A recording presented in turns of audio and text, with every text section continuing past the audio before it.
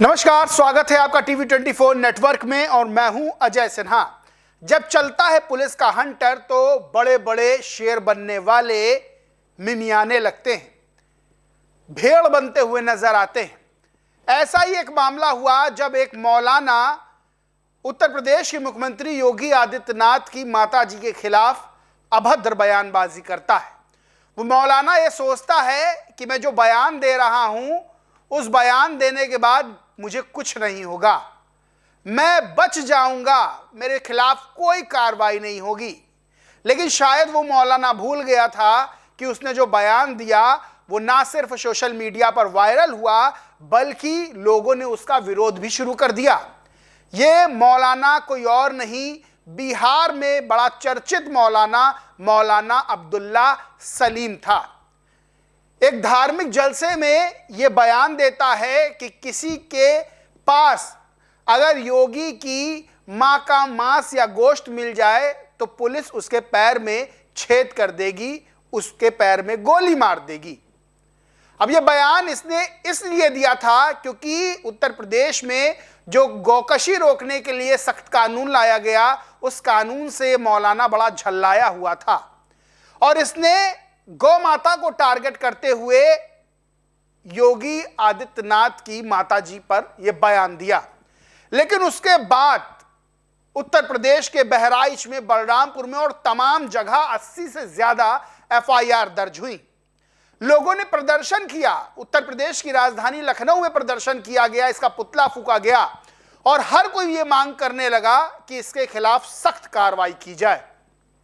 और हुआ भी यही कि इस मौलाना को उत्तर प्रदेश की एसटीएफ बिहार जाती है और वहां दबोच लेती है और दबोच के उत्तर प्रदेश लाया जाता है। अब यह मौलाना माफी मांग रहा है, कह रहा है मैंने जो कहा मुझसे गलती हो गई। यह मौलाना जब चल रहा है तो इसकी चाल बता रही है कि पुलिस वालों ने इसकी जमकर खातिरदारी की है। दरअसल जब यह मौलाना बयान दे रहा था तब इसको यह लगा था कि कुछ नहीं होगा, लेकिन जब यह पुलिस की गिरफ्त में आया तब इसको एहसास हो गया कि बिना सोचे समझे कुछ बोलना, किसी के खिलाफ बोलना कितना हानिकारक, कितना घातक हो सकता है।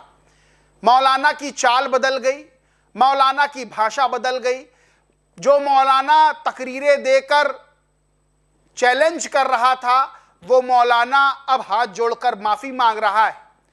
यह मौलाना यहां तक कह रहा था युवाओं से, विशेष समुदाय के, कि अगर मैं गिरफ्तार हूं तो भाई सड़कों पर उतार आना। यानी सोचिए क्या प्लान था इसका। लेकिन पुलिस ने जैसे ही इसको अपनी गिरफ्त में, अपने चंगुल में लिया, इसकी बोलती बदल गई। अब यह सलाखों के पीछे पहुंच गया है। लेकिन इस मामले से एक बड़ी सीख मिलती है और लोगों को सीख लेनी भी चाहिए, क्योंकि ये जो समय है वो रील का समय है। लोग रील बनाते हैं, कुछ भी बोलते हैं, किसी भी व्यक्ति के खिलाफ, किसी भी खिलाफ कुछ भी बोल जाते हैं। उनको लगता है कि हम बोल रहे हैं, कुछ नहीं होगा।